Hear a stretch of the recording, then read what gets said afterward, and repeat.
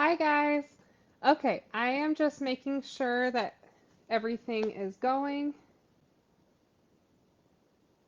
Okay, I'm now live. I just want to make sure that everything is good to go before we get started, but then we'll jump right in because most people watch on replay versus watching live. So, awesome. Excited to have you guys here. As you know, I'm gonna start doing monthly bake-alongs. This is my second monthly bake-along.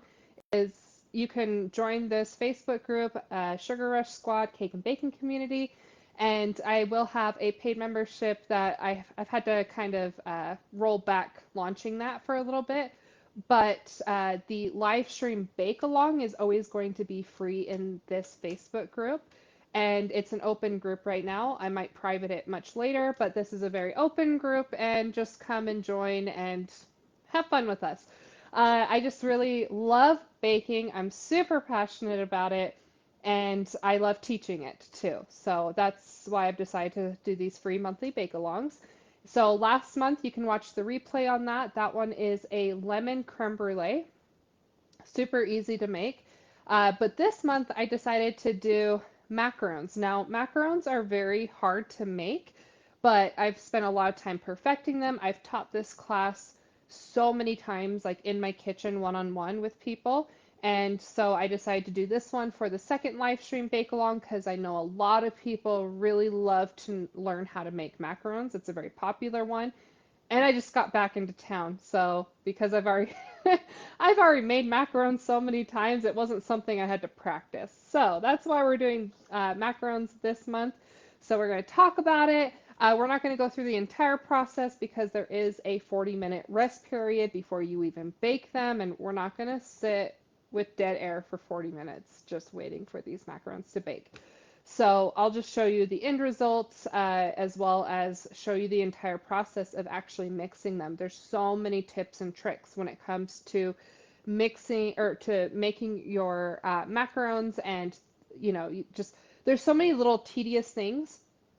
There's a reason why these are known as the hardest things to bake at all is macarons. Um, because there's just so many things, little things you have to remember along the way. It's taken me a lot of practice to get these right, and it's taken a lot of studying to figure out why I wasn't getting them right. If you don't know, I have over 60 food allergies, so I actually can't eat macarons, but I learned how to make them in school 10 years, maybe 9 years ago at this point. I learned how to make them in school about 9 years ago, and it took me a couple years, but I finally decided, you know what, like I love the idea of making macarons, even if I personally can't make them or eat them. And so I started practicing, and it took me several years, and now I teach them regularly, and I love making them. I make them all the time, but I don't eat them. I don't know why. I'm just that way. Arendani, mi amor, I love you. Thanks for joining. You're a huge supporter. Love, love, love you. Obsessed with you. And I miss you so much. So, anyways, I've got like a lot of stuff on my table. Most of it is just off camera, so I'm going to be reaching for a lot of things because it's a little chaotic. But I want to just get started with talking about macarons, period.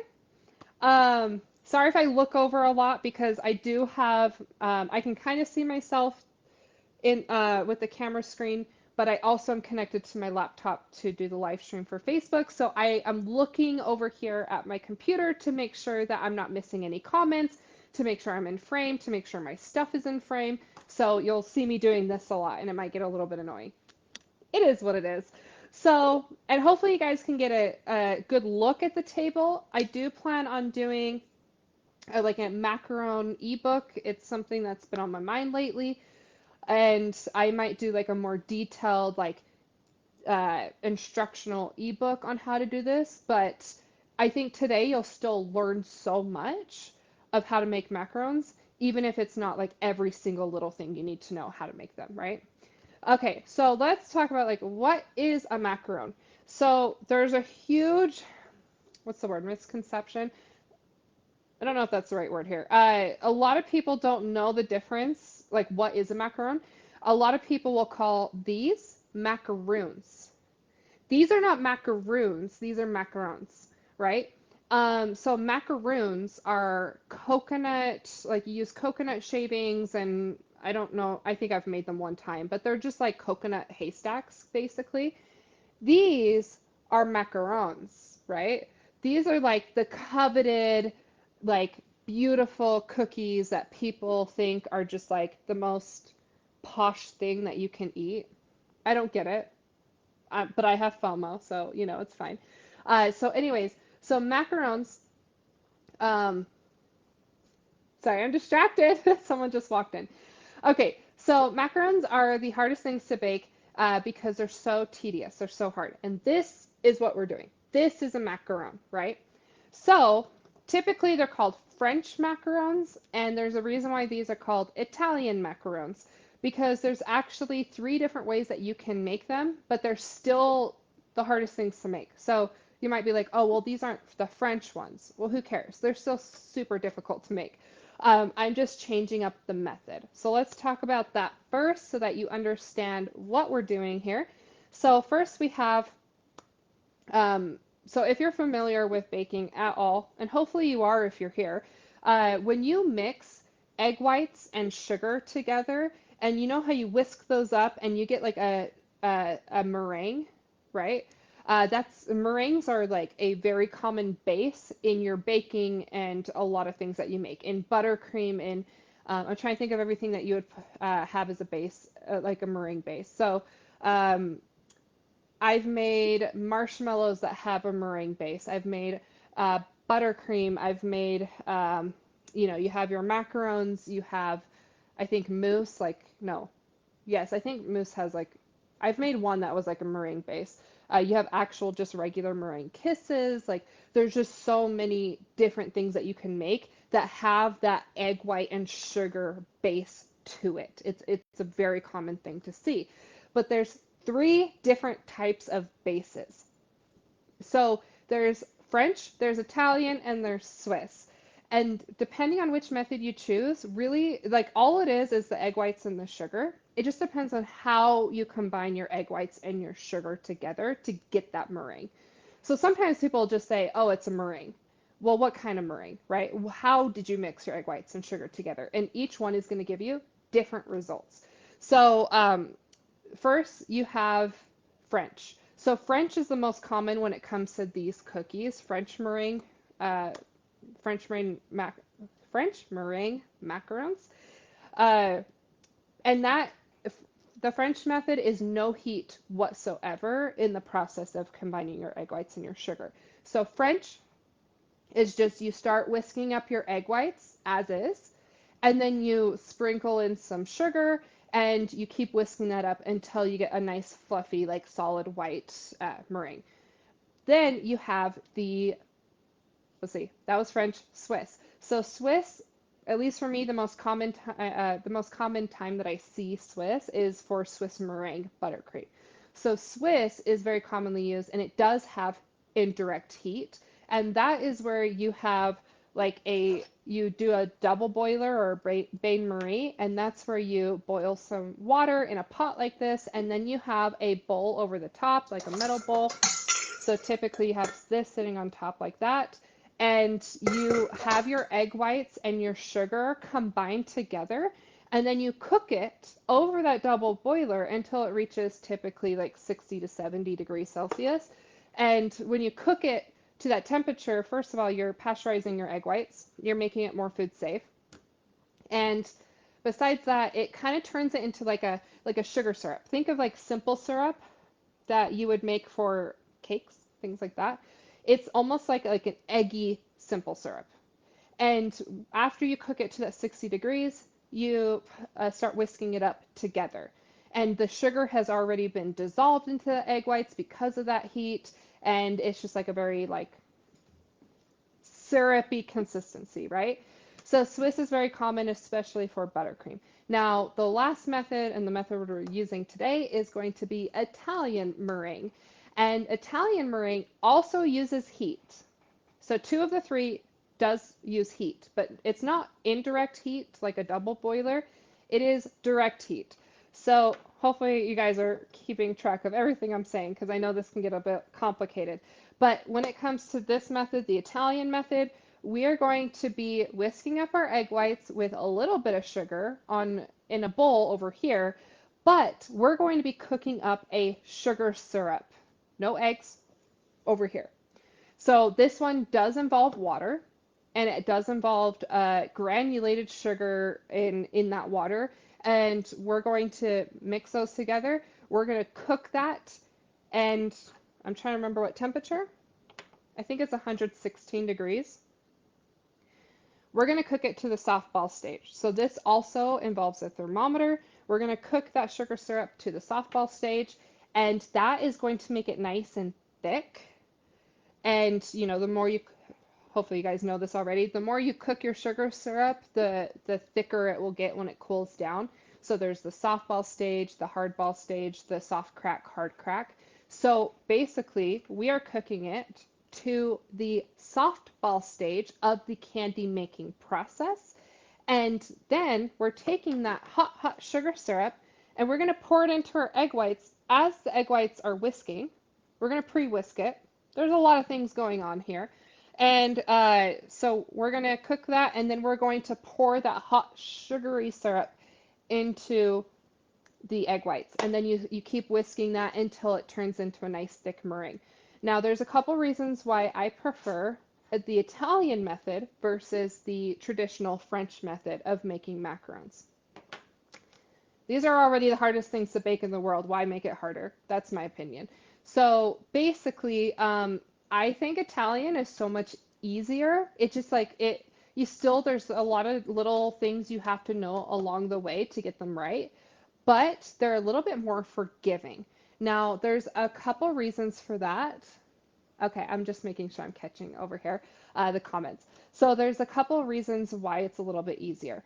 First of all, typically when you're making French macarons and you're making that French meringue, you're supposed to age your egg whites. So actually, like, you have to do this in advance. You have to age them. So what you do is you pre-crack your eggs, you separate your egg whites into a container, and typically you'd have like a deli cup or something like that. You put all your egg whites in here, you cover it, and you keep it in the fridge for 5 to 7 days. And I don't remember the exact science behind what's happening there. I don't remember all the technical terms, but basically what's happening is when those egg whites have been separated and then they're set in the fridge for 5 to 7 days, when you crack an egg, typically the egg white is very thick. It's very thick, right?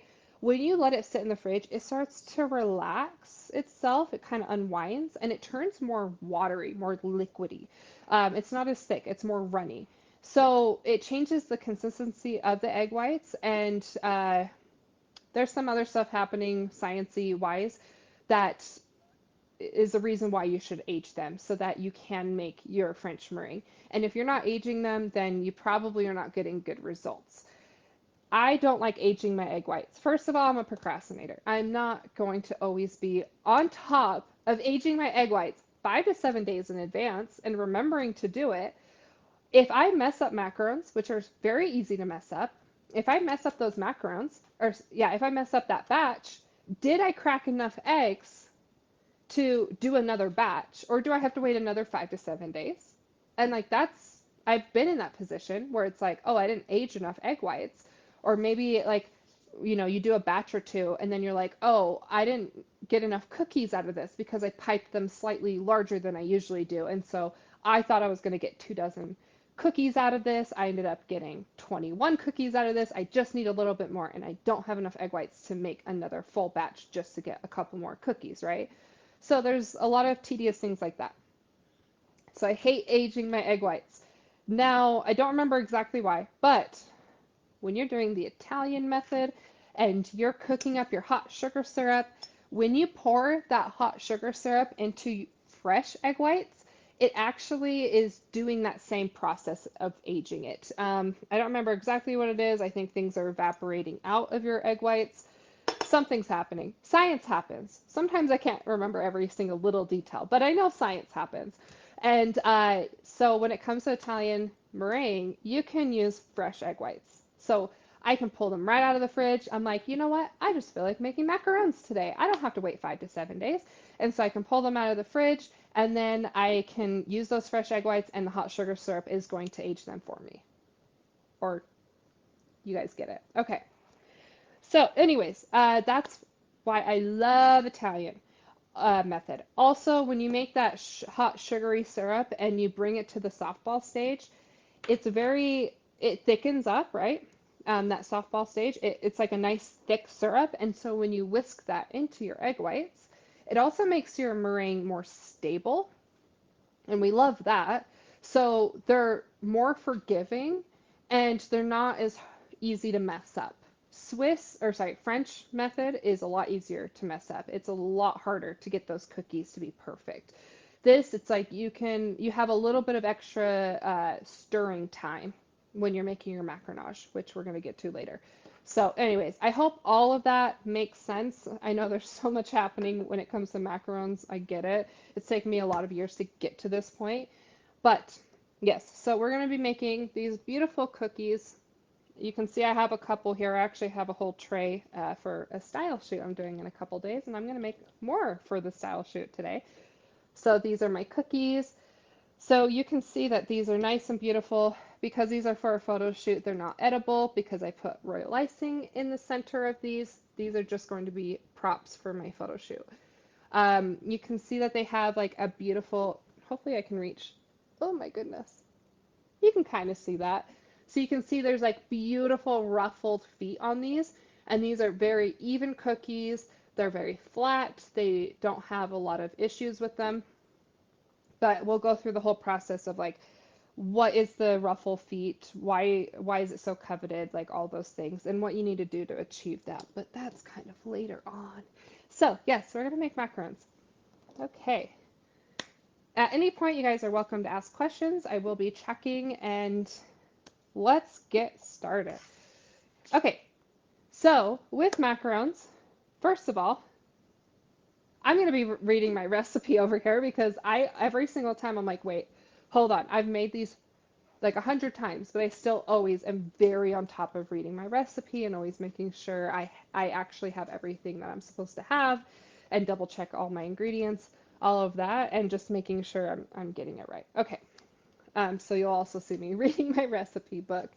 This is my very, very well-loved recipe book that is falling apart on me, but I love it, and I handwrite all my recipes for myself. Okay, perfect. So first, we're going to talk about our almond flour. So you can see that I have almond flour here. I use super fine blanched almond flour. So I believe blanched is they've taken the skin off of it, so it doesn't have like that dark brown skin from the almonds. It is just the inside of the almonds, so it's like pure white, which is great for macarons. And then I do super fine. So I have tried different almond flours, and some of them like they don't grind it enough, and so the flour is very heavy. And these cookies are so delicate, so finicky, and they can't have heavy, uh, not super fine almond flour. You have to have the super fine. It has to be very lightweight. So I recommend this. I get this specific brand from Costco. It's so much more affordable than other places because almond flour can be very expensive. And I've never had issues with this one.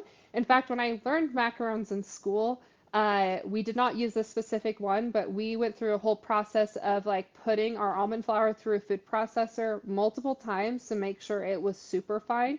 And I found a brand that is just the right amount of superfine. So I don't go through the process of putting this through a food processor on top of all the other stuff you already have to do. So this can be used straight out of the bag. Again, I get this from Costco, and I think this huge bag is maybe $10, give or take, so it's not that expensive. I am going to be using almond emulsion. So this is Loran Oils. This is almond emulsion. So this is my personal opinion. I think I've tried macarons like once, and then I once made cashew flour macarons. But Anyways, so when it comes to macarons, my opinion, they have no flavor. I'm sorry, they just don't have flavor. I think they're just like a vehicle. They're nice. They have a chewy, beautiful chewy consistency, but they're kind of just like a vehicle to get the flavor into your mouth of like the filling. And that's how I feel about cake too. I'm not a big fan of cake. I like the filling, and the cake is a vehicle to get it to your mouth. Okay? So anyways, I feel like the cookies have no flavor. And like look at like if you look at the ingredient list, it's like almond flour, powdered sugar, water, granulated sugar, egg whites, salt. Like there's no flavor. Where's the flavor? Right? It's just sugar and almond flour. There's not enough flavor, in my opinion. So, what I like to do is I like to use almond emulsion because these are almond cookies, and really what we're doing is we're just enhancing the flavor of the macaron shell. You can use other emulsions. You can do different flavors if you want to do like a pistachio flavor. If you, I'm trying to think of what the other options there are, but you know, you could do different flavor emulsions and do like really fun flavor combinations, maybe like a pistachio shell and then you do like a raspberry filling. That would be amazing. Um, I'm assuming because I'm allergic to everything. I can't eat that, but sounds interesting. So, anyways, you can do whatever flavor emulsion you want. I like to do the flavor emulsions because they are not as watery, not as liquidy as just a straight extract. I like how they're a little bit thicker, and because these cookies are so finicky, you don't want to add too much moisture to these. These also have a very strong and robust flavor, and which means it's just like a more intense flavor than you would get out of like a watered down extract. And then not only that, but flavor emulsions, these Loran oil ones, they're water based. Um, and they don't bake out in the high heat of your oven. A lot of extracts are uh, alcohol based, so they do kind of evaporate out in the heat of your oven. Whereas the oils, sorry, these emulsions, they actually say on here it's a flavor that won't bake out. So you're able to enhance that flavor and you won't lose a lot of it in the heat of your oven. So we'll be using this. And something that I just love oh so much is Mitzi. If you guys know Mitzi Torgensen, she owns the Happy Flavor and Happy Confetti. And she gave me this beautiful sample, and I've been testing this out in a lot of my baked goods, but I'm still trying to figure out the proportions for everything.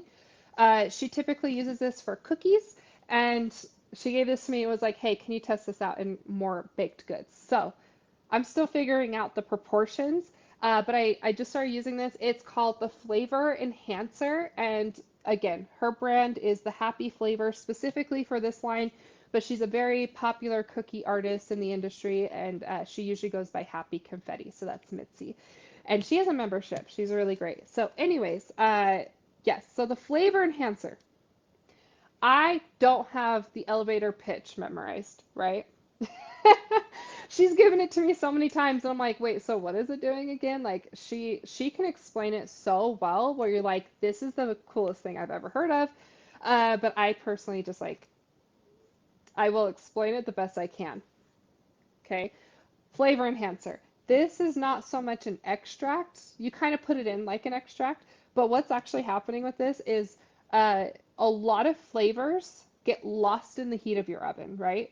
Just like I said, that the extracts a lot of times can evaporate out, and just like ingredients in general lose flavor in the heat of your oven, okay? So the happy flavor enhancer, it's like it almost like protects, I think, the flavor molecules of your baked goods, and it kind of like coats it or protects it, and then it prevents it from escaping out of your cookie or whatever you're making. So this just helps to protect the flavor enhancer. I love it. And you can see that she has these really awesome, huge bottles. I don't know if she has different sizes, but I've really loved working with, I love Mitzi. I just love Mitzi. So I might be a little biased, but I think this is great. Okay, talking about those ingredients. Now let's actually move on to the cookie itself. I'm just going to move some stuff out of the way. Okay, so what I have here are my eggs. So I've already put my eggs in a water bath. And the reason for this is we are going to take our hot sugary syrup and we're going to pour it into our metal bowl while it's whisking to get the egg or to get the meringue, right? Well, if your egg whites are cold whatsoever, what happens is you have this hot sugar syrup, it's fresh off the stovetop, it's boiling, it's 100, you bring it to what, 116, 119 degrees Celsius. It's hot. But what happens is if you pour this hot, thick, sugary syrup down the side of your bowl into those cold egg whites, your sugar is going to seize up and you're going to get huge clumps of that sugar syrup and it will not mix into your egg whites. It will thicken up immediately and then you just have sugar chunks. There's nothing you can do about it.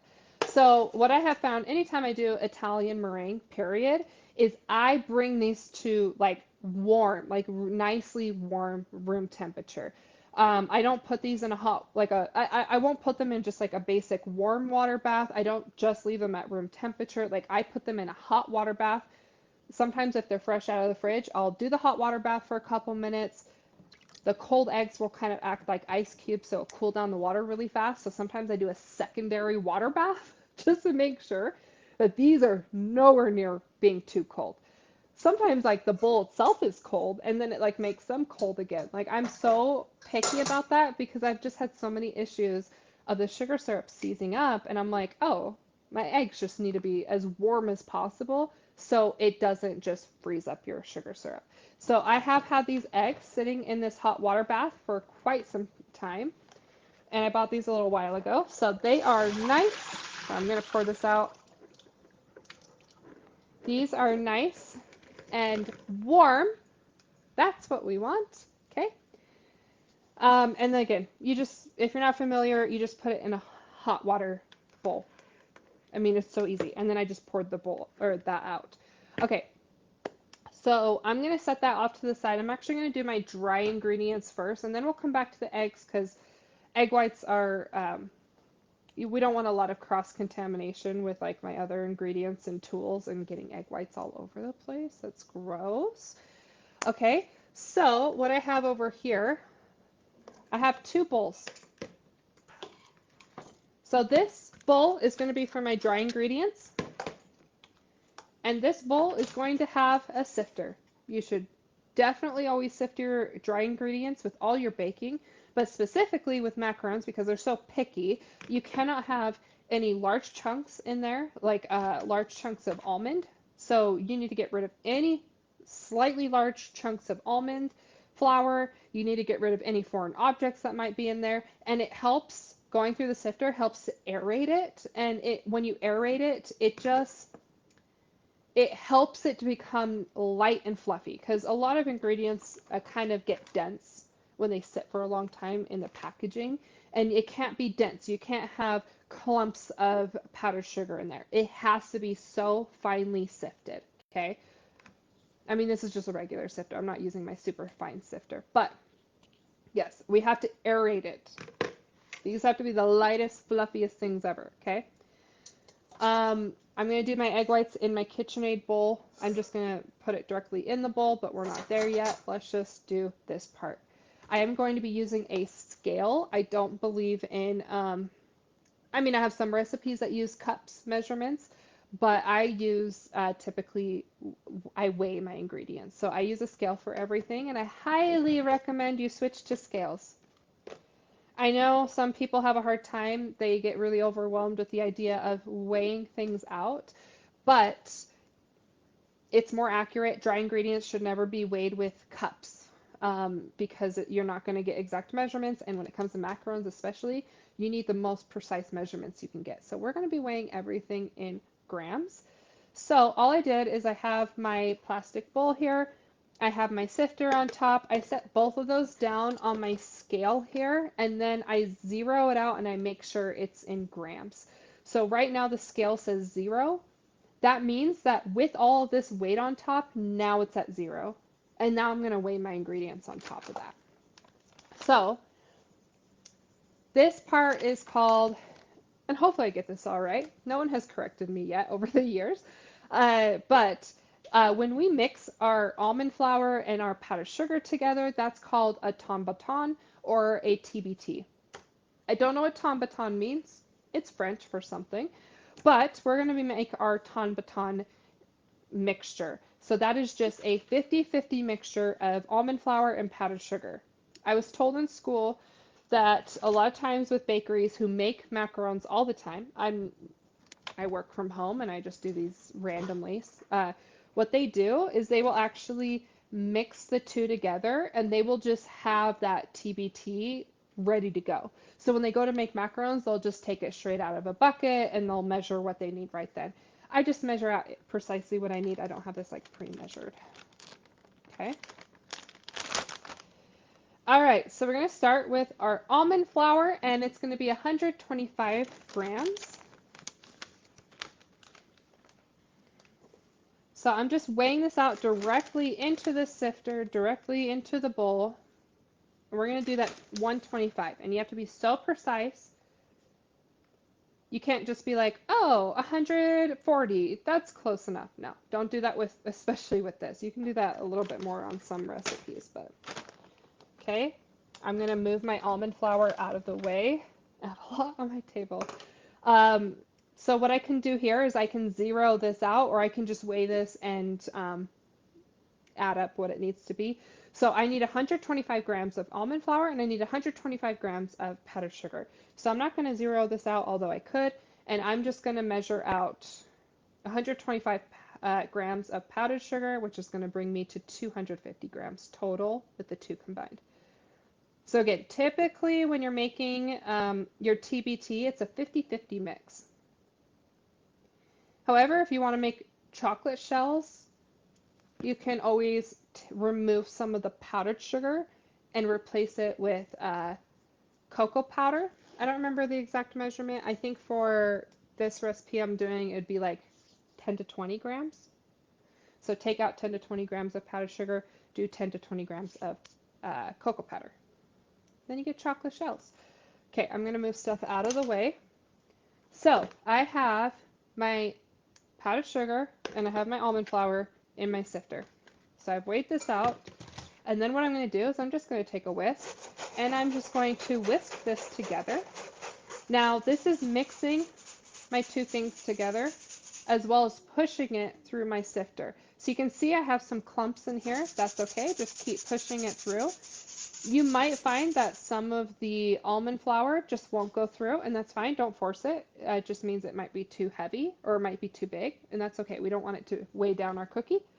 So I usually just, if I have like little tiny pieces left, I'm like, we'll just get rid of it. Okay, so I have a beautiful mixture here. But what I'm going to do is continue to whisk this together, and I'm just going to make sure that it's completely combined. I don't want this to be separate because it's just going to make it harder later and you're going to have inconsistent cookies.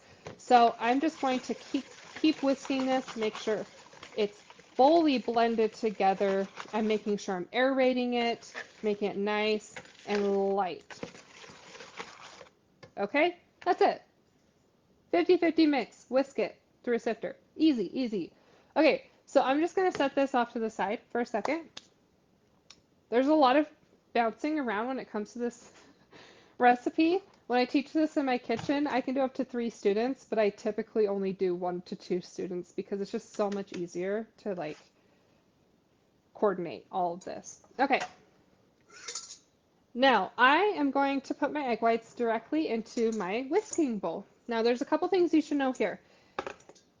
Egg whites have a hard time mixing. You're going to have a hard time making your meringue if there's any grease whatsoever. So I'm using a metal bowl.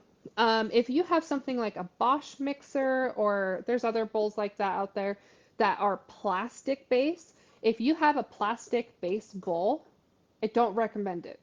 It's not impossible, but I don't recommend it because plastic absorbs grease. So if you have been using your mixer for everything, you make buttercream all the time, that grease from your butter or from your cake batter, all of that will get absorbed into your plastic bowl. And it might be just enough to prevent you from making your egg whites. So if you've had a hard time making meringue, that might be why. Grease just destroys it.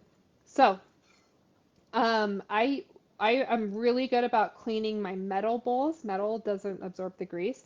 I'm really good about cleaning these. And what you can do, it's an extra step that I personally skip because I've never had the issue myself.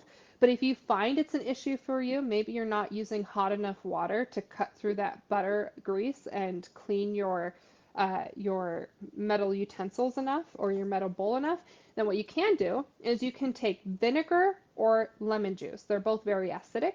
And you can take a paper towel, soak it in vinegar or lemon juice, and just wipe out your bowl and wipe down your whisk to make sure there's no grease left behind. Again, I personally don't have that issue, but I know it's an issue, and I know some people who do it when I was in school, we did it every single time. We always wiped things down. Okay, so what I'm going to do here is I'm going to measure out, oh, actually, my bad. I'm going to measure out my granulated sugar. So typically when you're making like French meringue or Swiss meringue, hold on, what? Yes. So typically when you're doing that, you don't have two measurements of sugar. This is going to have two measurements of sugar because we're doing the Italian method. Because we need a little bit of sugar to get the egg whites to start thickening up. And then we also need the sugar in the pot and to cook up our sugar syrup, and then you combine those, right? So there's two measurements of granulated sugar. Okay, let's go back to here. So I'm going to be pouring some water and some sugar into my little pot. Now, when it comes to a small batch of macarons like this, I do a very, very small pot because if you do a very wide pot and you have very little sugar syrup in there, it will cook uneven. So the smaller the pot is better to make sure it's a more even cook and that your sugar syrup is not. Sometimes it'll turn like a yellow color in one section, but like it's still cooking in the other section. I don't know if you guys have ever had that issue, but I have. Okay, so I have my little pot. I have it on my scale, and I zero it out. Then I'm going to measure my water. So I typically like to do water first, so I'm going to do 30 grams of water.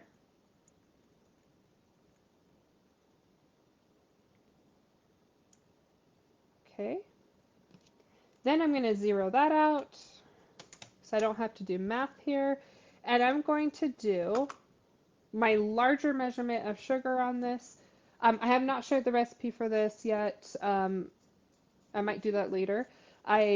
This is more of like you should probably watch and not try to do it at the same time as me because it's complicated. Okay, so we're going to do 100 grams of sugar. This is our first measurement. So the larger measurement of sugar is going in my bowl. Okay, so I have 100 grams of sugar. I'm going to take this and I'm just going to set it aside onto my stove top. And then I'm going to do a second measurement of sugar. So I'm going to do another little container. I'm going to zero this out, and then I'm going to do a smaller portion of sugar. So this is going to be 50 grams.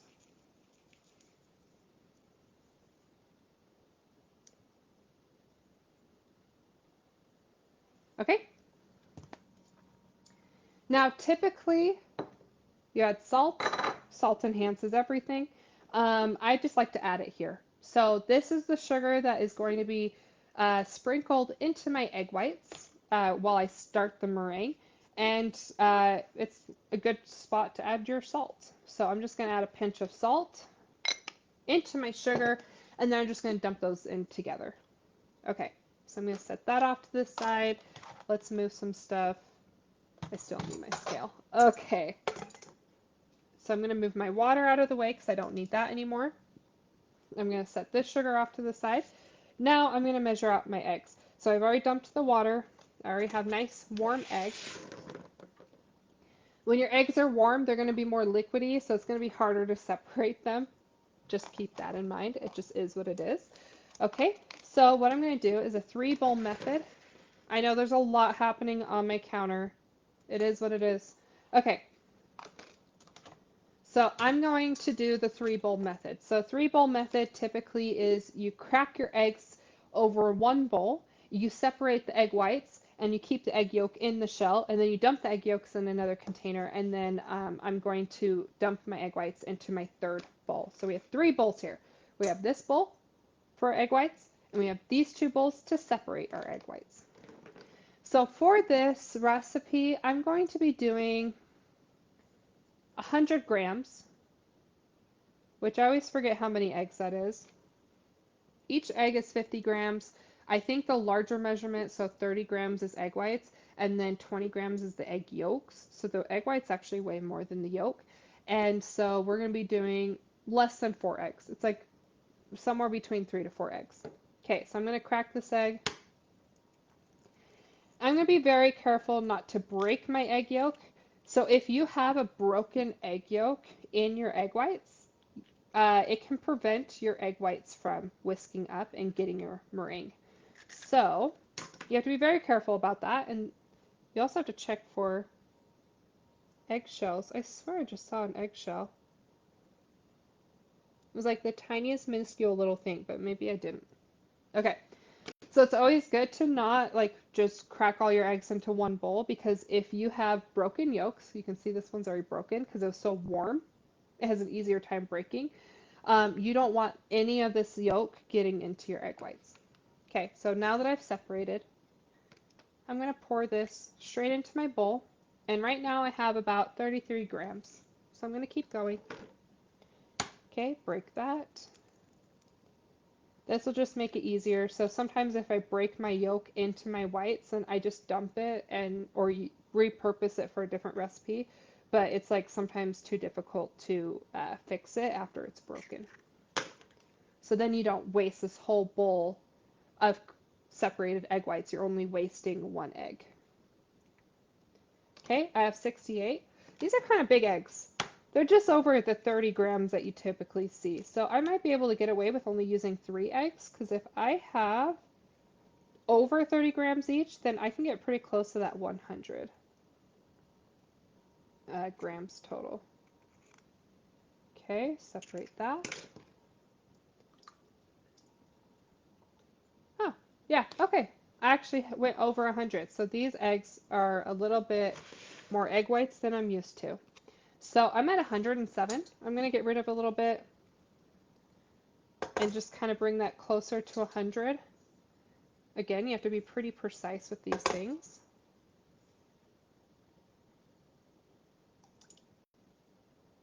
Close enough. Yatta, we did it. Okay, I'm just going to move things out of the way.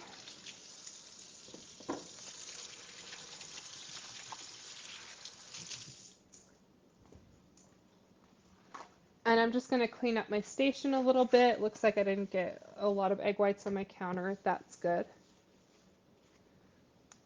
And hopefully we're not getting comments. Last time I did a live stream, it wasn't showing me the comments. I do see 3 from the beginning, but I just want to double check to make sure I'm not missing anything before we keep moving on. Let's see, groups. I have to find this on my phone. Okay.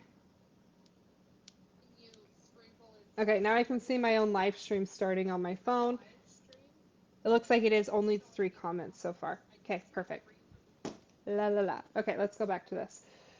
Okay, so I have my egg whites. Perfect. I have it in my KitchenAid bowl. And now I have a whisk attachment, right? I'm just going to set that into my KitchenAid over here. Okay. There's a lot happening. Okay, then we've already done the pinch of salt. We're going to add the extract and the food coloring later. I'm not going to pre-measure that. I'll just kind of dump it right in when we get to that point. So typically, I have my sugar syrup cooking at the same time I'm pre-whisking my egg whites and adding the sugar to it. And I usually have these two going at the same time. I have found while teaching this class that it's a lot more difficult for people to track what's happening when I'm trying to do both. So we're not going to try and um, do both at the same time. I'm going to make it a little bit easier for you guys to follow along. Um, but yes, typically I would do them at the same time. But before I get too far, I like to do a little bit of prep work for after I have finished making my macaronage, and that's the macaron batter. So, sorry, my face itches. Okay, so typically what I do is I prep my piping bag before I actually mix anything. So I like to use these very large piping bags. I get this at my local cake supply store. This is a Copy Cake brand. They're my favorite piping bags for everything. A little bit more expensive, but very sturdy. And they're huge. I love these. So anyways, typically I pipe in these huge bags because I can fit this entire batch into one bag. So that's always good.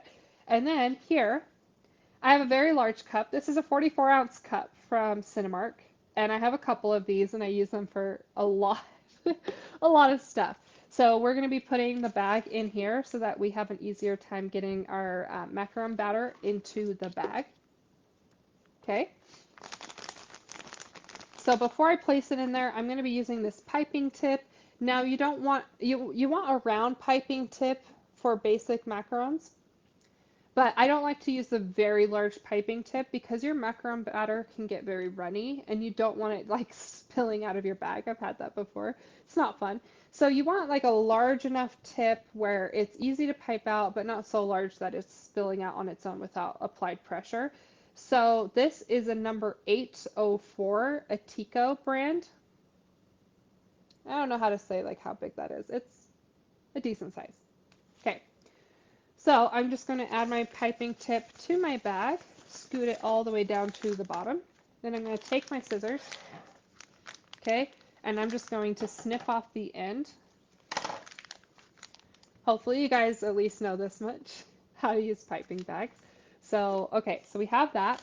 Then what I like to do, instead of just placing this right in here, I actually will take the bag at the end and I will twist this bag. Okay, so I twist the bag and I am pushing that twisted bag into the piping tip. Do you guys see that? I push it into the tip before I do this. That way, when I add my macaron batter to here, it's not spilling out the bottom as it sits there. So I can pull this out and it will still be twisted up and it keeps the batter inside the bag. The little things, it helps. Oh my goodness, my allergies. Okay, so we're going to take this, and I have stuffed this bag into my cup, and then I'm going to take the open end of the bag, the other side, and I'm just going to open it up. I'm going to pull it down. So now I have this bag inside of my cup. Sometimes I just like to kind of push it down to make sure that it's just lining my cup. That way later, when we have our macaron batter, we can just scoop it right in here and we can scrape the batter on the side of this cup, and you can hold your bowl and do all of this without having to hold on to the bag and have the batter going everywhere. It's a mess. So I'm going to set that off to the side. But it's ready. Let me grab one more thing.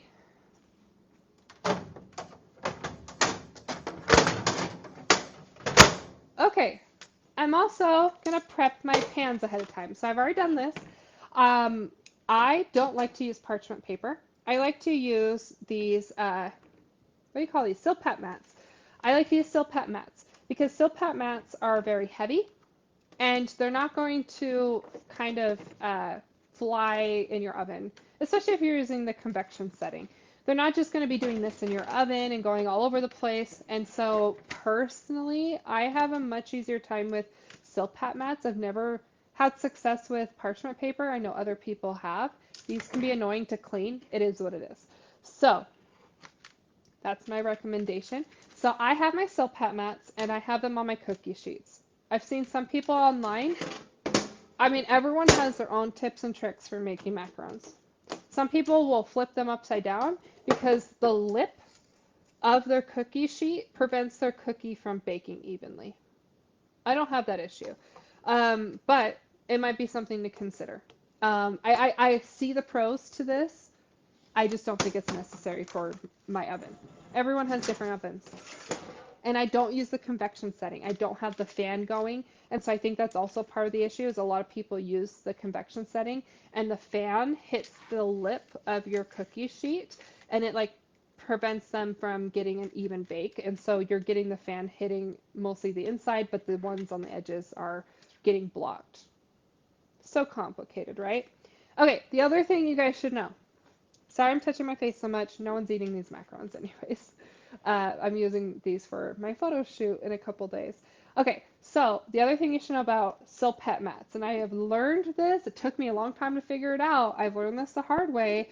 Your silpet mats should not be the silpet mats you use for isomalt. So a lot of you guys are probably using isomalt, doing your isomalt work. Do not share silpet mats. Okay? These are delicate. The cookies are delicate. The mats are delicate. Okay? When you're using isomalt on these, they are ruining your silicone mats over time. And it's sometimes very subtle, you don't even realize it, but it's kind of scratching up the surface and ruining it a little bit.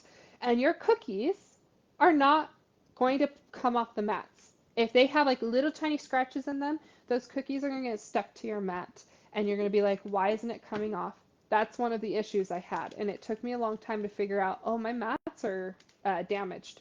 And so I bought a whole set of silpat mats that I only use for macarons because they're just that delicate.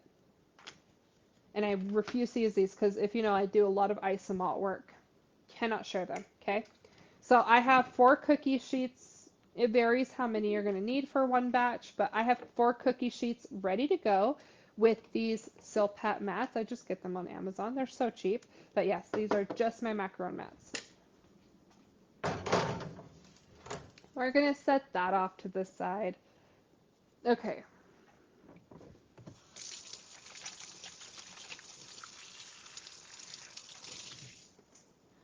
Okay, get rid of egg whites. All right, guys. There's so much information when it comes to macarons. It's insane. And trying to remember all this stuff is insane. Okay, let's move some stuff out of the way. Now we've got all this going on. So I have my dry ingredients. I'm going to set this off to the side for a minute so that you guys don't have to see it. I'm going to set my whisk off to the side. And I'm going to pull some of this stuff in frame so you can see it better. So I have my induction stovetop here so that you guys don't have to go see, like I don't have to move the camera over to my stovetop. And I have my KitchenAid, which you won't be able to see inside as well, but I'm still figuring out these live streams, like how to make them work. Okay, so let's remember all I have in front of me right now is a stovetop with a pot of sugar syrup or sugar and water.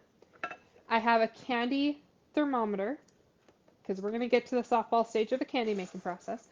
We have our egg whites over here in our KitchenAid bowl with a whisk attachment, and then I have my additional sugar, 50 grams here, that is going to be poured in here. Oh, and I also have my salt in here. I've already added my salt. Okay, typically I do this at the same time. We're going to start with one. So I'm going to turn on my KitchenAid mixer.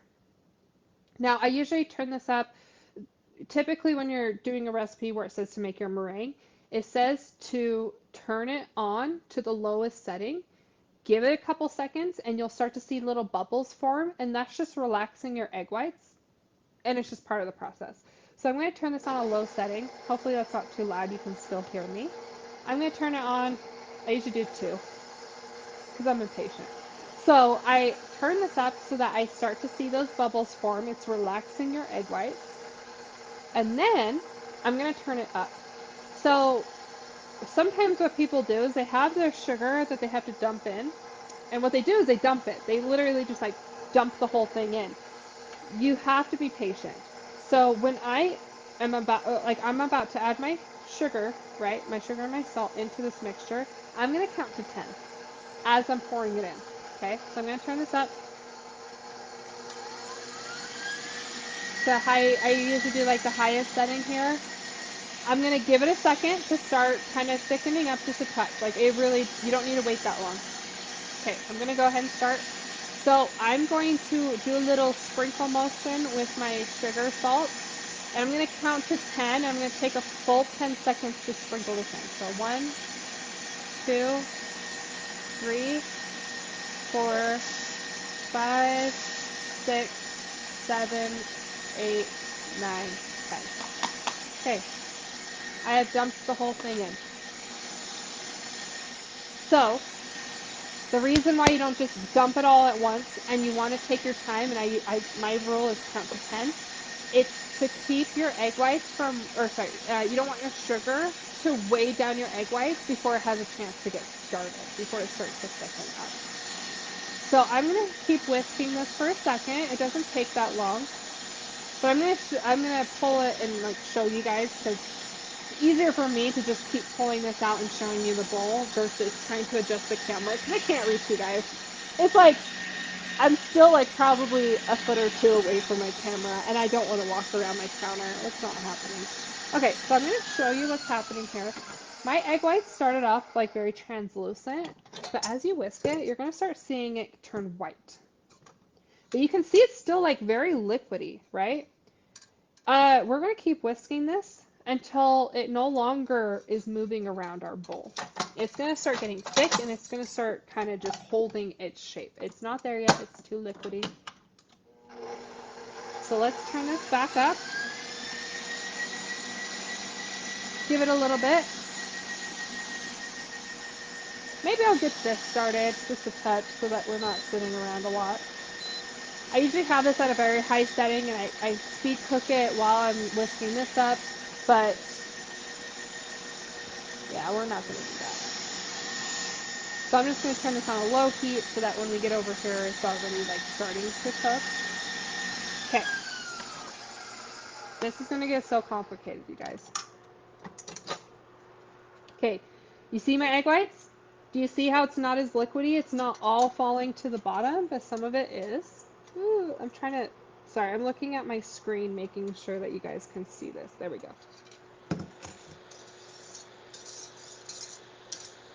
I'm used to in-person students just looking right over my shoulder. It's hard doing everything like upside down for the camera. Okay, so you can see it was still kind of moving around the bowl. We don't want that. We don't want that. I'm going to turn it back up to high speed. You can see my sugar syrup maybe is cooking over here.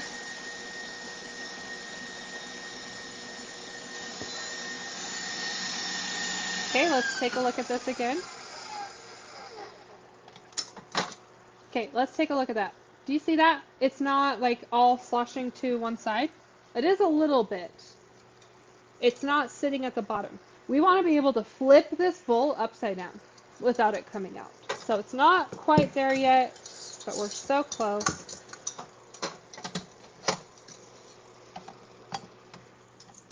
It's always best to keep checking it versus letting it get too far. Okay, I need to turn this down a little bit. It's going too fast.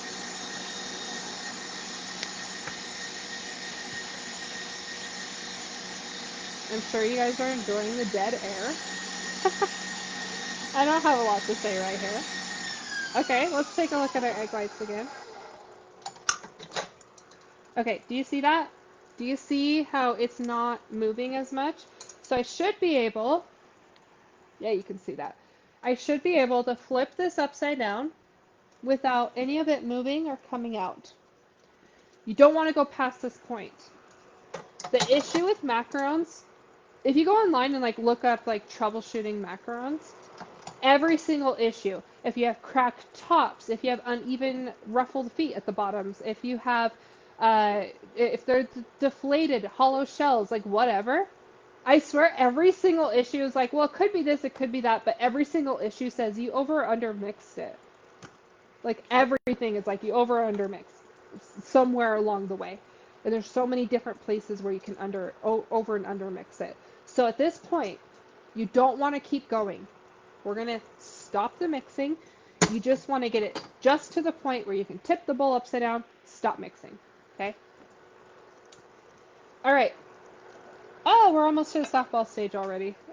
Even though I turned down the temperature, it's going pretty fast. I usually do a bigger batch, so I'm used to it taking longer. Okay, so I have my sugar syrup cooking over here. You can kind of see that. My candy thermometer, my candy thermometer actually tells me where the softball stage is, and I'm gonna bring it to the softball stage. Oh, we're pretty much there. Okay, so this is gonna be hard. Sometimes this is actually, yeah, this is where I usually add my extract. So I think it's 2 milliliters. I'm just gonna eyeball it. So I usually like to add my extract here and food coloring, but not super necessary. Okay, we are there. I gotta pull this because I'm starting to overcook it. So at this point, over here, I don't want it at the highest speed because you risk overmixing it before this is thoroughly blended in. So I am gonna pour this straight down the side of my bowl with this at a medium to high speed. Now you don't want to take too long, but you also don't want to dump it in too fast. So you can see it took me like 10 or so seconds to pour the whole thing in.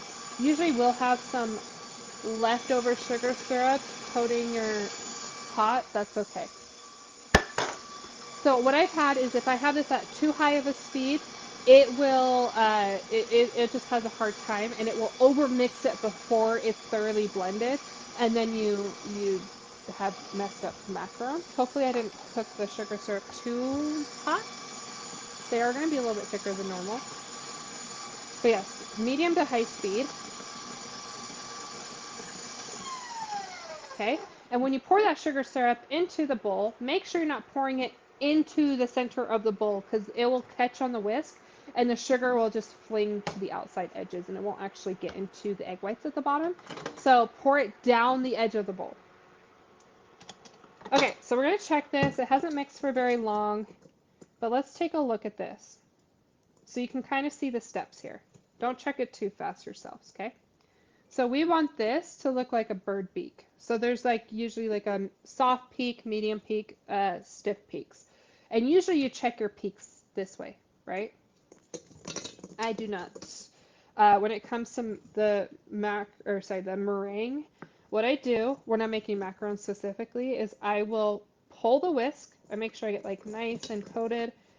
I will pull the whisk straight up and then I turn it.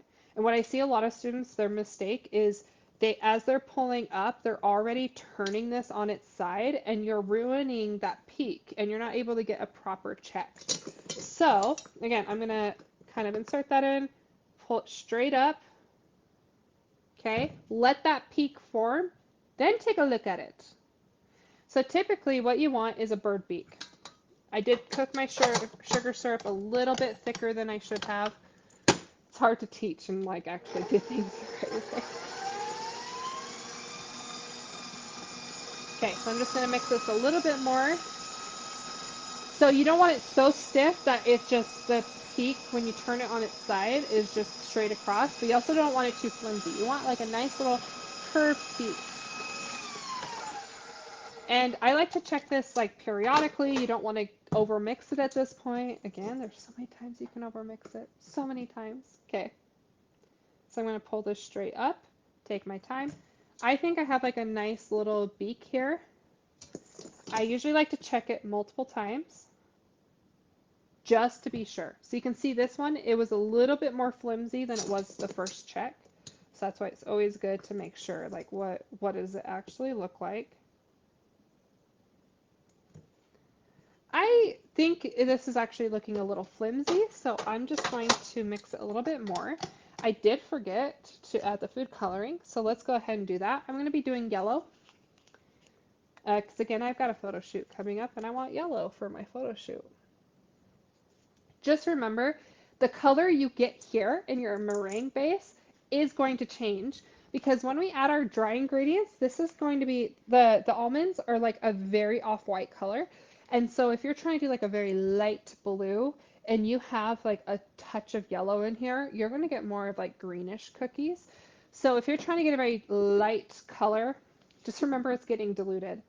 So what I'm seeing here is not going to be the end result, the actual color. So you have to go a little bit stronger with the color, and I like to add it here, not after I've mixed the uh, dry ingredients in.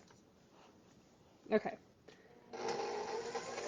so I'm going to mix this just a touch more. I have a very subtle, kind of lemony yellow.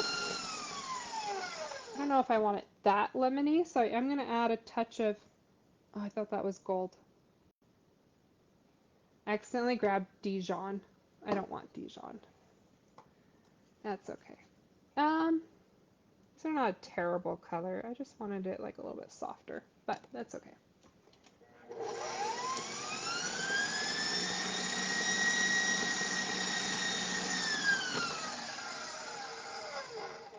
Okay, this is just a good part to, a good time to add your gel, because we're going to be, you don't want to deflate your egg whites later.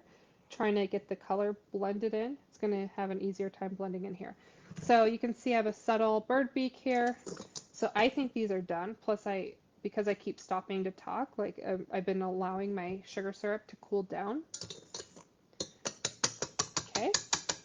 So I'm just going to shake off the extra, just smacking this on the side, and I'm going to set this on in my sink. Now I have this mixture. Now I do have some egg whites on the side that's still white. I'm not going to worry about it too much, but a majority of the gel is blended in, so like who cares? I'm just going to kind of scrape down the bowl, just a touch, okay? You're going to see that I have some thickened sugar on the outside, like I have like little tiny chunks. Those will not break off typically. They're cooled down too much in the cold bowl. Okay, so I have this, and let's move some stuff out of the way. Oh, I forgot to add Mitzi's happy flavor, but just know that you can. I would probably do about 2 milliliters, like a very small amount. I'm still trying to figure out the proportions on those, but no one's going to eat this, so I don't want to waste my happy flavor on that. Okay, so again, sometimes I usually whisk this back up just to make sure that it's nice and aerated so it doesn't weigh down my cookie. And then depending on how big of the batch is, this is like a regular normal batch for me, so I would say probably do it in halves. If I do a larger bowl, like a double batch of this, I sometimes add the dry ingredients in 3 parts. You don't want to dump the whole thing in at one time. So I'm just going to dump half of this in. Doesn't have to be precise. And now we're getting to our macaronage stage. Okay, so what I'm going to use here is a spatula, but I just want to point out something. So if you look online and you see people who teach macarons, and I've taken a couple classes even outside of school, and they don't always know what they're talking about, quite honestly.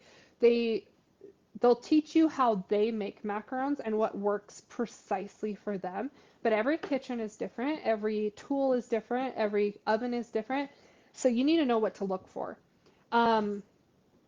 So sometimes what people will say is, okay, at this point, you're going to mix your dry ingredients together. You're going to do a figure 8 motion with your spatula, and you're going to do exactly 3 figure 8s, and then you're done. And that doesn't make any sense because you don't have the exact same tools as them, right? So it depends on like, okay, are you doing it this full batch are you doing the same batch size as me? Or are you doing half the batch? Are you doing double the batch? The less you're making, the less mixing you have to do. And if you're doing a very large batch, you're going to have to spend more time mixing it. So exactly 3 figure 8 motions is not going to work for you, right? The other issue is what's the size of your spatula? So this is my normal spatula I use for everything. I'm going to use it here, but I typically actually go a little bit bigger, but I usually do a double batch.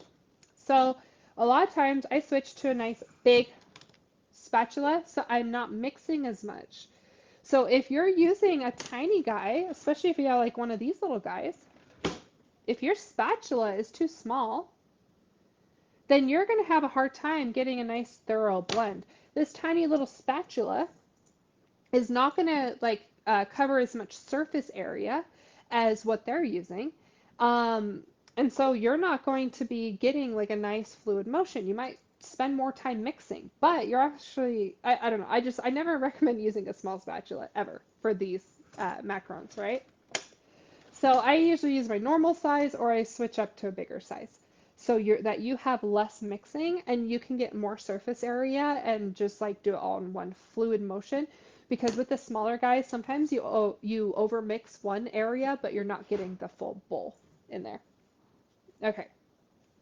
Oh, my nose. Okay. So just know that that's very important. And that's an issue a lot of my students have had because a lot of people come to me to take one-on-one classes because they're like, I've done all of these instructional videos online. I've watched all these people telling me what to do, and I'm not getting the same results. And there's a lot of things that you can mess up along the way, but this is one of them. Is they're teaching you what works specifically for them and not to know what they don't teach you what to look for, so you know how to eyeball it, right? Hope that makes sense. Okay, so I have half of my dry ingredients in here. Oh, shoot. There we go. I have half my dry ingredients here, and I'm going to start mixing this.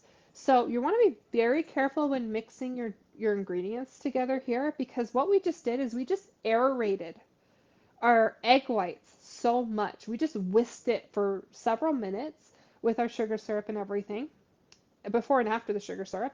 And so we have purposely inflated it. We've purposely incorporated all this air and we've made it nice and light and fluffy.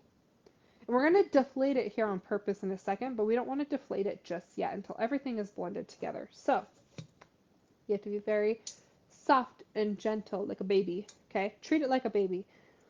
So what I have here is my mixture, and what I'm going to do, I usually start by scraping the outside edges of my bowl.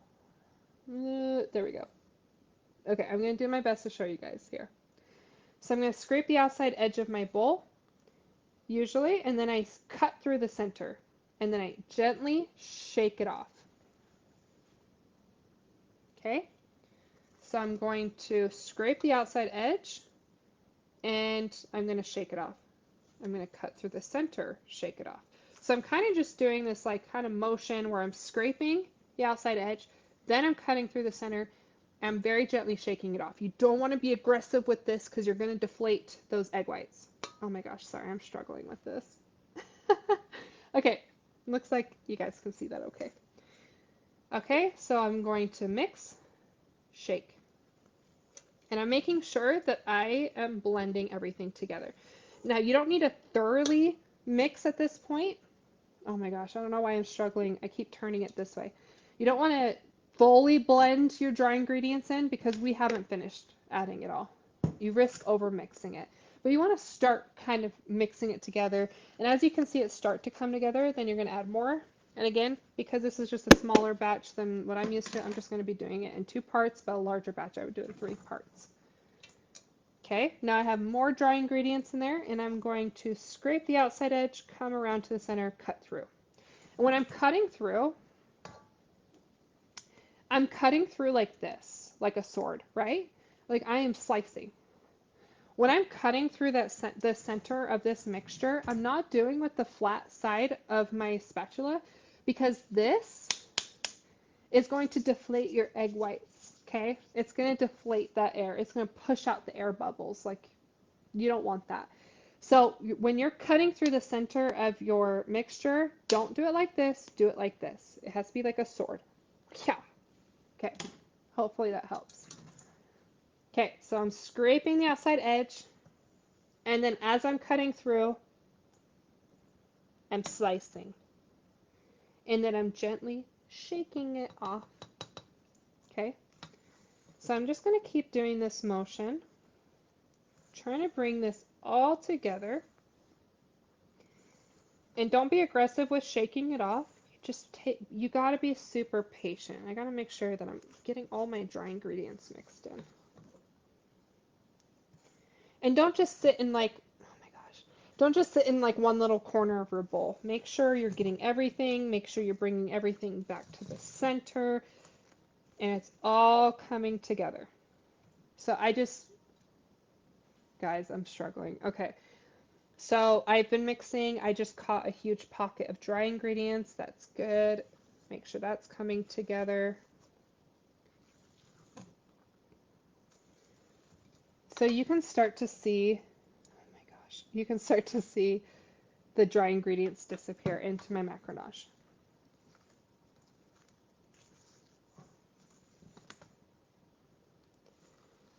Now, when I actually see that this is coming together, then I'm going to purposely deflate this mixture. Okay?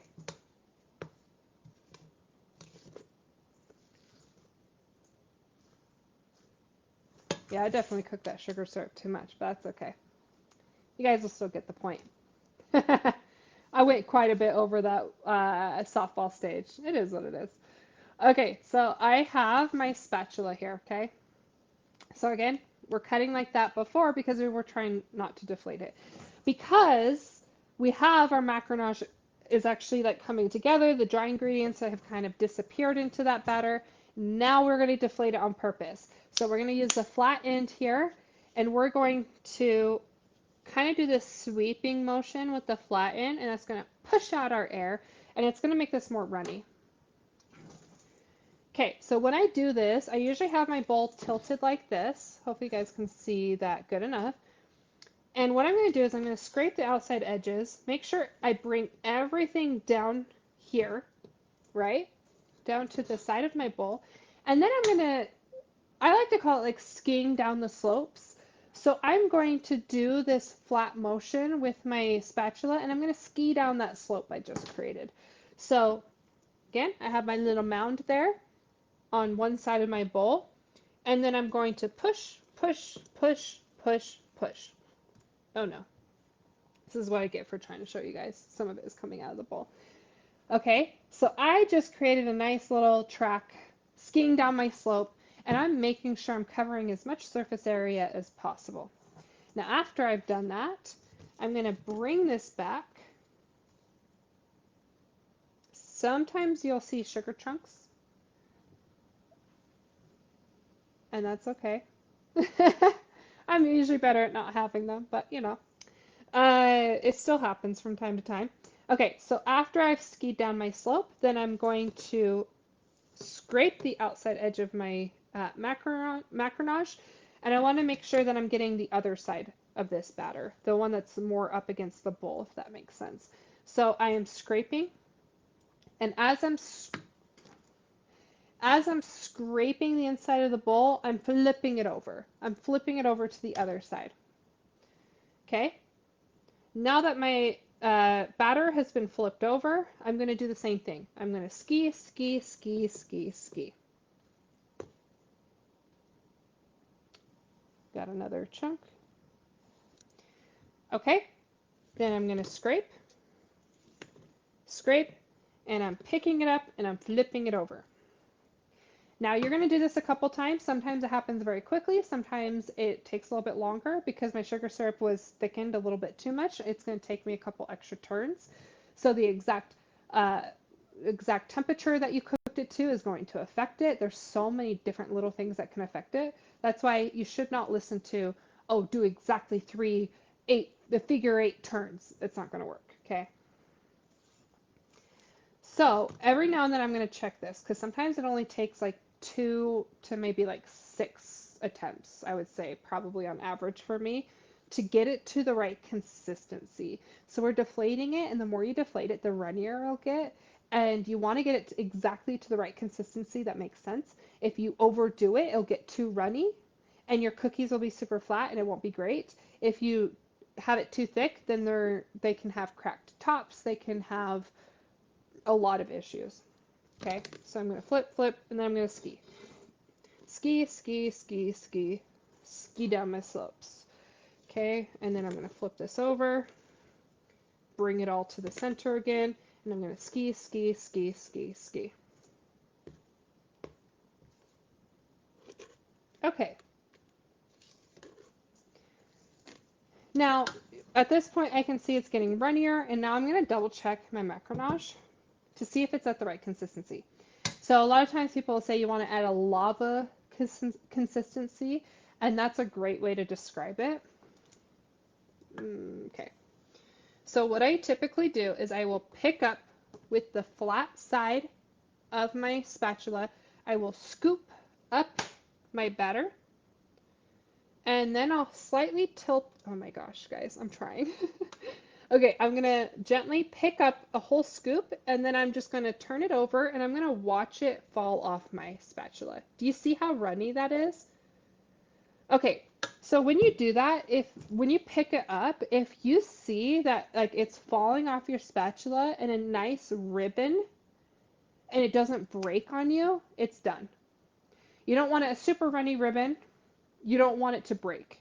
So you could see that it broke on me, but it took a second to get to that point. Let's try that one more time. I'm going to pick it up. I'm going to slightly turn it over and look at that nice ribbon flowing off my spoon. Do you see how it just barely broke? That's a good consistency. Now, if it breaks right away, then it's too thick. It's not like a nice flowy state. Now I've got macaronage all over my table. Okay. Now we're going to bring our cookie sheet. We're almost there, you guys. I know this is a long one. That's why I usually teach this in person. It's like a whole class. This is usually a 4-hour class, I think, but we're not doing the entire process of like assembling and everything. We're not even going to get to the baking part. I'm just going to show you guys this part. Okay, so um, I have my cookie sheet ready to go. I have my bag and my cup ready to go with the piping tip, and this is good. It's actually a little extra runny. That's okay. And I'm just going to scoop the batter into my piping bag. And I'm not going to be super thorough with that. Let's just move that off to the side. Okay. Now, let's move. Hopefully you guys can see that okay. Okay, now I have my bag. If you need to, you could always use a bag clip if you're uncomfortable not having it back or not having it clipped. Okay. Now, what I see a lot of people do with buttercream, with anything they're using a piping bag for, what they will do is they will try to hold the entire bag. Like sometimes, especially if I was to do a double batch, they'll try to hold like the entire bag, and you don't need to do that. So typically what I do is I will actually section it out. So I'll put some batter back here, some in the front. I pinch it between these fingers, my pointer and my thumb, and then what I do, you can see some of it is spilling out. That's okay. That's normal because I'm applying pressure. Okay, I pinch it between these fingers and then I twist it. And then these fingers, this pointer and the thumb is going to stay there, pinching the bag, and then my other 3 fingers in the back, that's going to be, don't worry about that. Those are going to be applying all the pressure, and now I have nice, even control of my bag. Okay. So I am pretty good at eyeballing this. Sometimes what people do is they'll use parchment paper or something like that, and they will actually draw circles onto their parchment paper, and then they flip it over so that you're not getting pencil on these, or marker. They'll flip it over, and then you can still see those round circles, and they'll use that as a guide. I don't need guides anymore, but if you feel like you need to, great. I would do probably like, I wouldn't say quarter size. I would say like a dollar coin or a toonie. I think it's the size of a toonie. I did go to school in Canada. Those loonies and those toonies. I miss Canadian money. Okay, perfect. So I'm just going to freehand this. I don't need a guide, but just know that you can create your own guide. If you're using parchment paper, if you want to try that out, then if maybe that's all you have, great, like no problem. What I would recommend is before you get started is just peel back the corners and pipe a little bit of batter on the corner and then just like stick it down, and this will hold your parchment paper down. It'll keep it from like yeah, it'll keep it from moving around because we do have to smack the tray and be aggressive with it, and sometimes your cookies can go flying if you're using parchment paper. Okay, let's get started. So I'm going to be piping straight up and down. Oh no, I got a sugar chunk already. I just got to pull out this sugar chunk. It's hard teaching classes because you're not going at the right speed. Okay, cool.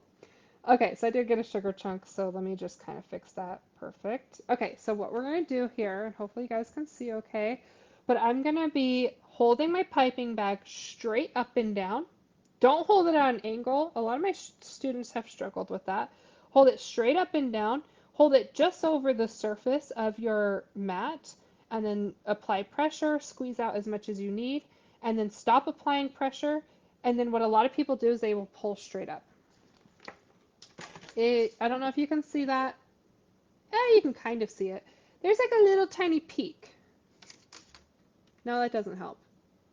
There's a little tiny peak at the top of my cookie. We don't want the peaks. So what I typically do is I hold straight up and down. I will pipe it, and then instead of pulling straight up, what I do is I do a little flick of the wrist. And when you flick the wrist, you don't, and that just takes practice. I don't know how else to explain it, but it just takes practice to get that little flicking motion right. But it'll break off your batter, and this is with buttercream too. It'll snap it off basically, and it will give you a nice flat top instead of like a little tiny peak. You don't want that peak because they're annoying to get rid of, but you can do it if you do have them. Okay, so I'm just going to pipe, get to the size I want. It's about a dollar coin or a toonie. Pipe, and you can see my little flick. It's like a little circular motion. It's all in the wrist. Okay, I'm just going to keep going. And you typically want to go fast. If you have multiple cookie sheets you're doing at one time, do one sheet at a time and try to pipe fast too, because when you let these sit, it's going to be harder to flatten them out. So if you have a hard time controlling your batter here and it's just spreading out too much, then you overmixed it and they might not come out right.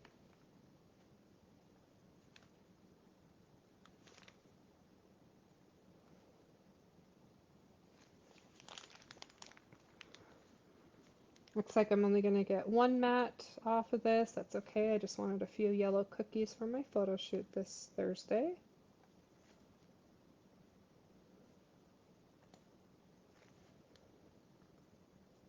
I already have a ton of blue and pink cookies.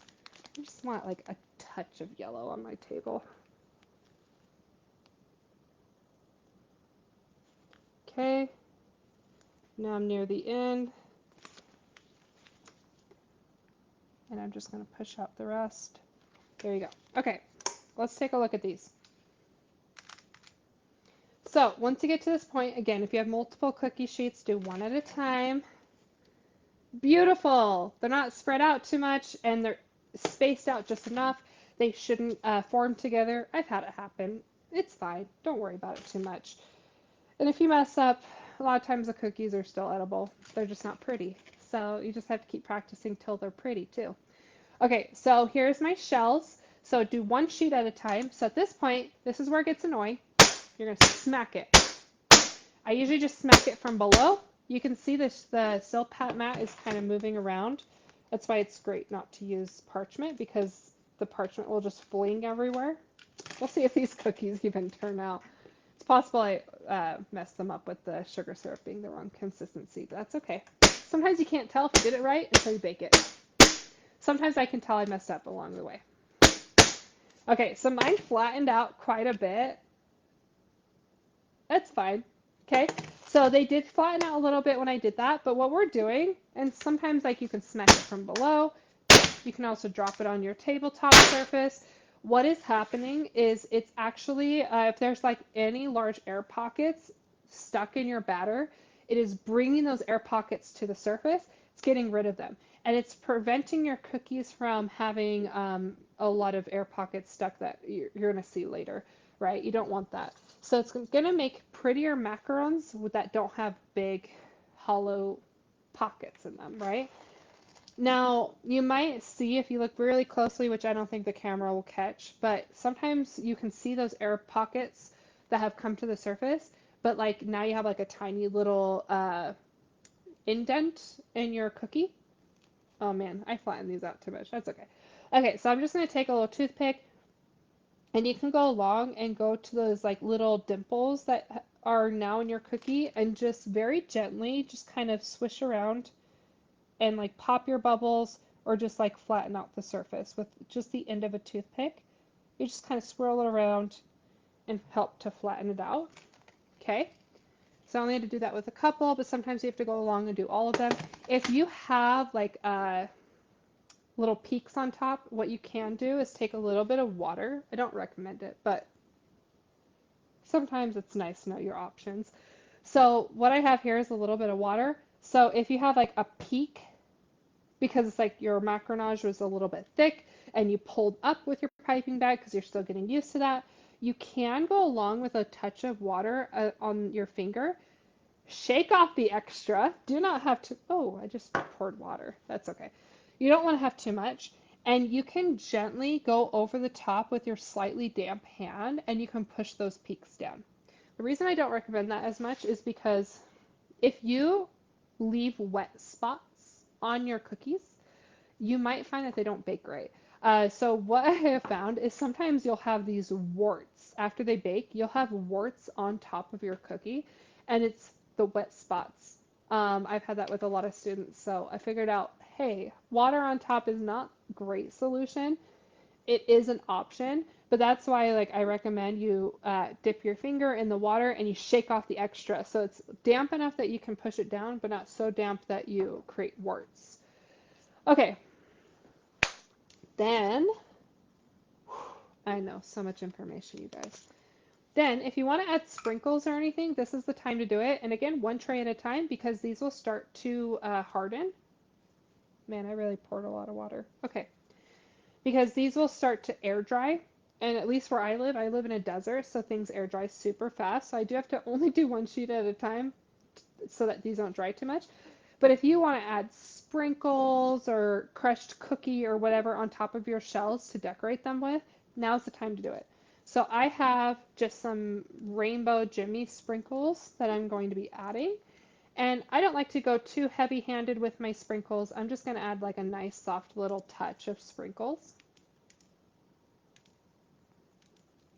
And you just want to go along your tray and just add a nice little touch. Now there's so many options here. There's sprinkles, there's nonpareils. I like to do the Jimmy sprinkles. I think they're really pretty. You can do crushed cookies. So I like to do blue shells with a crushed Oreo, and it looks like Cookie Monster cookies. Like they're so cute. Just reminds me of Cookie Monster. You can do all sorts of things. I also kind of pulled this out to show you guys.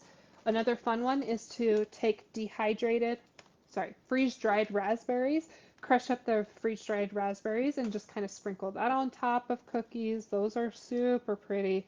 Adds a nice, beautiful color to your cookies. And it just kind of helps you to distinguish what the flavor is.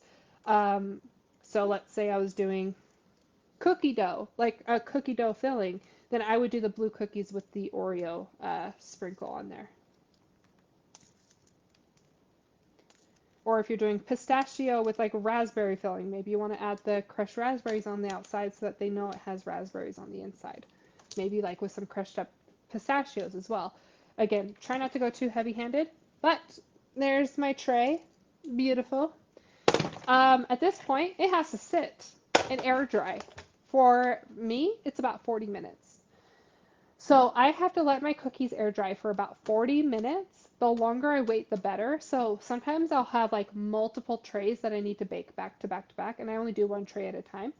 Um, and I have found that even if I wait that full 40 minutes, the last tray is going to bake better than the first tray because it air dried for an extra, 20, 30 minutes because I was only baking one tray at a time. I hope that makes sense. But let's talk about some other stuff here. So I'm going to come around because we're not going to bake these cookies.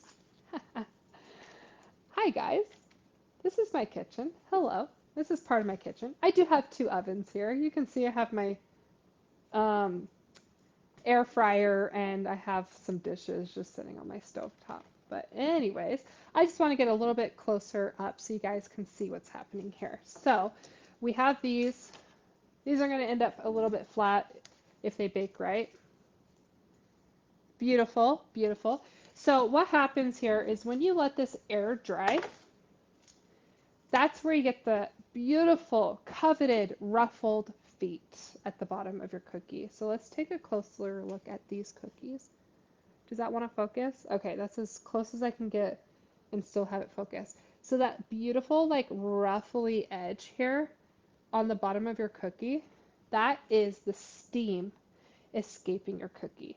So if you try to bake up these cookies too soon, like let's say I put these in the oven right now, the steam inside your cookie is going to try and escape out the top of your cookie, and that's where you get cracked tops.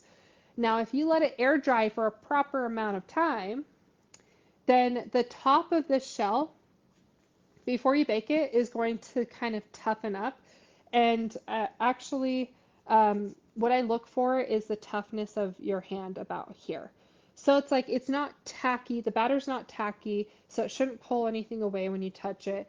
Um, and it should be just tough enough that it feels like this part of your hand, okay?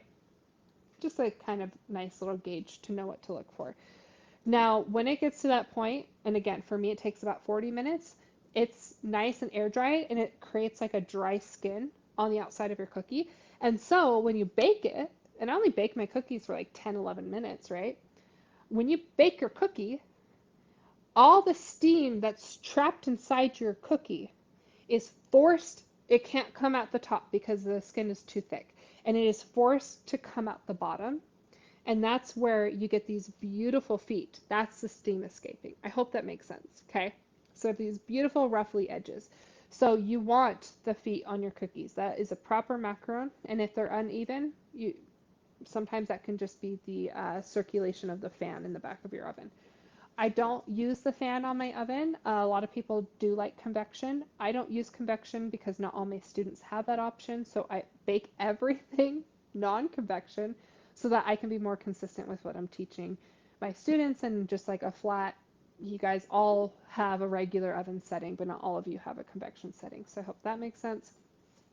So typically for me, I bake my cookies after I let it air dry for the 40 minutes. I bake them for about 10 to 11 and a half minutes, roughly. And every time it's going to vary depending on exactly how much you mixed it, exactly, the temperature and all that stuff. Uh, the temperature of the sugar syrup. Like there's so many little variations that's like sometimes they're done after 10 minutes, sometimes they're done after 11 and a half. Okay. So we've got our beautiful cookies. You don't want to over bake them, right? Oh, sorry. What I was going to say is I bake mine for 10 to 11 and a half minutes on average at 320 degrees Fahrenheit, but that's going to vary from for every single person.